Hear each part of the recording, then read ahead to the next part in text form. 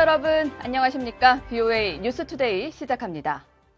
첫 소식입니다. 미 국무부는 트럼프 행정부가 북한의 핵 동결과 일부 제재 유예를 맞바꾸는 방안을 고려하고 있다는 한국 언론 보도에 대해 사실이 아니라고 밝혔습니다.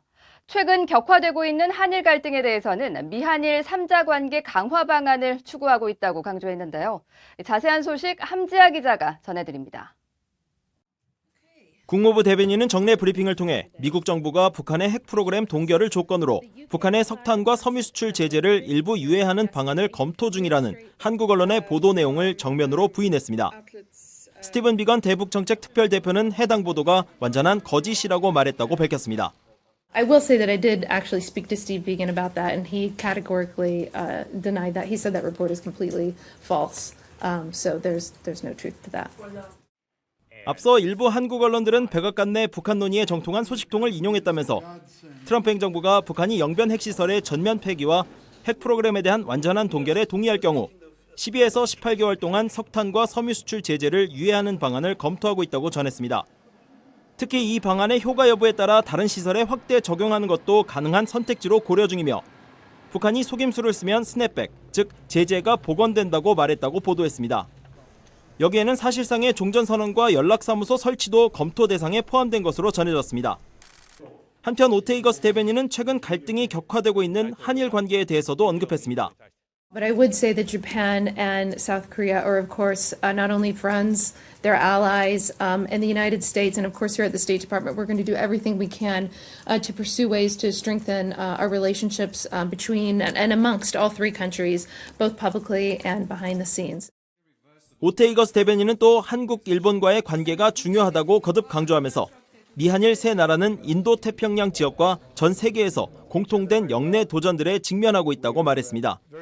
그러면서 미국은 공개적으로 또 비공개적으로 일본과 한국 모두와 이런 노력을 계속할 것이라고 강조했습니다. BOA 뉴스 함지아입니다. 상원 인준청문회에 출석한 마크 밀리 미 합참의장 지명자는 미국의 국가안보 위협 중 하나로 북한을 꼽았습니다.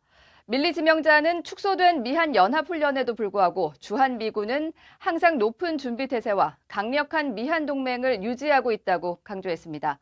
김칸희 기자입니다. 미국 상원 군사위원회의 합참의장 인준청문회에 출석한 마크 밀리 지명자는 이란과 함께 북한을 미국을 위협하는 국가로 지목했습니다. 육군 참모총장을 맡고 있는 밀리 지명자는 미국은 중국과 러시아와 경쟁을 하고 있으며 이란, 북한, 폭력적인 극단주의 단체들로부터의 도전에 직면해 있다고 밝혔습니다. 또 미 국방부는 북한의 미사일 위협을 감지하고 대응할 준비가 돼 있다면서도 대응 역량을 개선할 분야가 있다면서 미사일 방어청은 지속적으로 동맹국들의 미사일 방어 역량을 개선시키고 있다고 밝혔습니다. 밀리 지명자는 이어 미한 연합훈련은 미군이 핵심 전투 기능들을 훈련함으로써 한국에 거주하는 미국 시민들을 지킬 수 있다고 강조했습니다. 또 미한 연합군사훈련은 연합군의 준비태세를 높이는 매우 중요한 도구라면서 현재 훈련 규모는 축소됐지만 준비태세는 매우 높다고 밝혔습니다. We have cut back a little bit on the training of the command post exercises, the electronic simulation exercises, temporarily, but they're always in a high state of readiness. 밀리 합참의장 지명자는 또 국익을 위한 동맹국들과의 관계를 강조했습니다. 특히 미한 동맹은 지난 70년간 미국이 동북아시아에서 국가 안보를 지키는 데 핵심 주축이었다고 밝혔습니다. I think the network of allies and partners in the Asia-Pacific region is critical to U.S. national security and furthering our interests in the region and in the globe. 밀리 지명자는 그러면서 미한 동맹은 전쟁이 멈춘 1953년부터 북한의 위협을 성공적으로 억제해왔다고 설명했습니다. 또 미한 동맹은 한국과 일본, 중국 사이의 잠정적 긴장 관계를 관리하는 데 필수적인 역할을 해왔다고 강조했습니다. BOA 뉴스 김칸희입니다. 북한의 대륙간 탄도미사일 화성 15호가 미국 본토 전역을 타격할 수 있다는 주한미군의 첫 공식 평가가 나왔습니다. 유엔 군사령부는 한반도 유사시 일본 자위대를 한반도에 불러들이려 한다는 일부 보도를 사실이 아니라며 부인했습니다. 박승혁 기자입니다.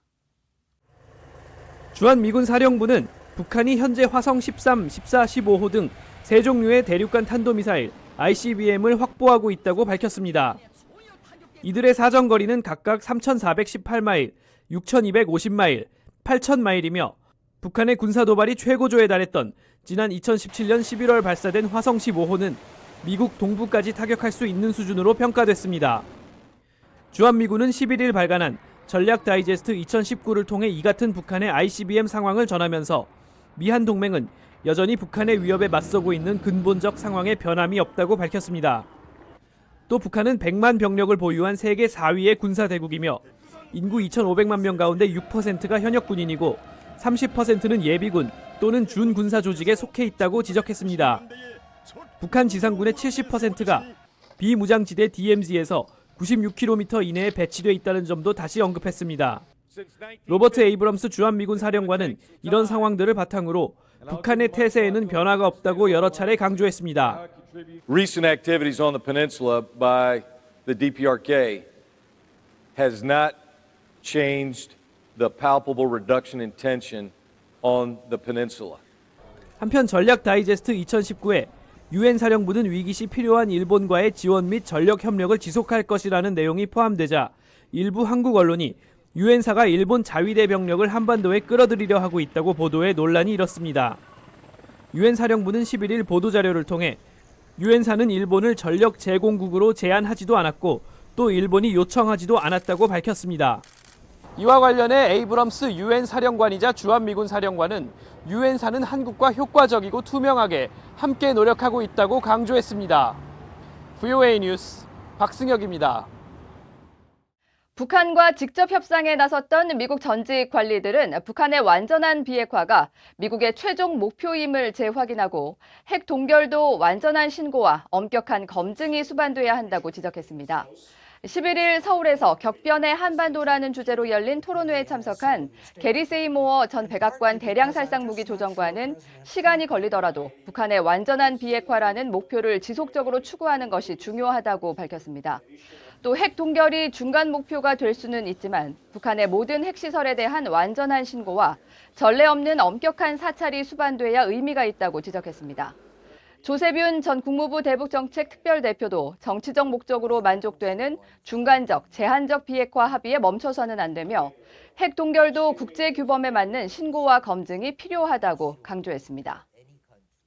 미 하원에서 추진되던 대북 밀수 단속 법안이 철회됐으며 수정 논의를 거쳐 별도 법안으로 계속 추진될 것으로 보입니다.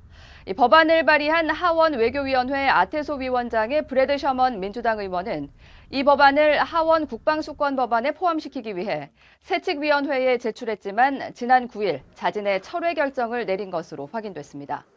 북한의 불법 해상 거래, 특히 선박 간 불법 환적 차단에 초점을 둔 이 법안은 지난달 말 처음 발의됐으며 수정 논의를 거쳐 별도의 법안으로 계속 처리될 가능성이 높습니다. 미국 정부가 압류한 북한 선박 와이즈 어네스트호의 소유권 청구 시한이 공식 종료됐으며 북한으로부터 5억 달러 배상 판결을 받은 원비어의 가족이 유일하게 청구서를 제출했습니다. BOA가 와이즈 어네스트호를 상대로 제기된 몰수 소송의 법원 기록을 확인한 결과 소유권 청구 시한 마감일인 10일까지 제출된 청구서는 원비어 측이 제출한 한 건뿐이었습니다. 이에 따른 재판부 판결에 따라 와이즈 어네스트호의 소유권이 원비어 가족에게 돌아갈지 여부가 결정될 전망입니다.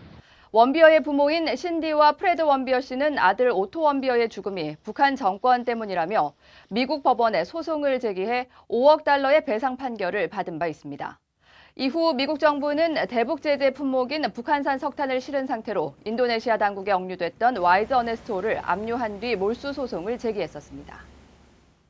김정은 북한 국무위원장은 세계 최악의 기독교 박해자 가운데 한 명이며 김정은 집권 이후 박해가 증가했다고 국제감시단체가 밝혔습니다. 기독교 박해감시단체인 오픈도어즈는 10일 세계 최악의 기독교 박해단체와 개인 11명의 명단을 발표하면서 김정은 위원장을 세 번째에 올렸습니다.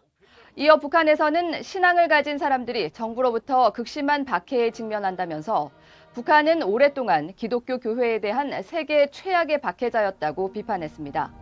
특히 김 위원장은 기독교 신앙의 어떤 실천도 불법화하는 국가 정책을 지속하면서 예배와 교회 모임, 성경 소지는 모두 불법이고 이를 위반한 사람들은 수용소로 보내져 심지어 사형에 직면할 수도 있다고 지적했습니다.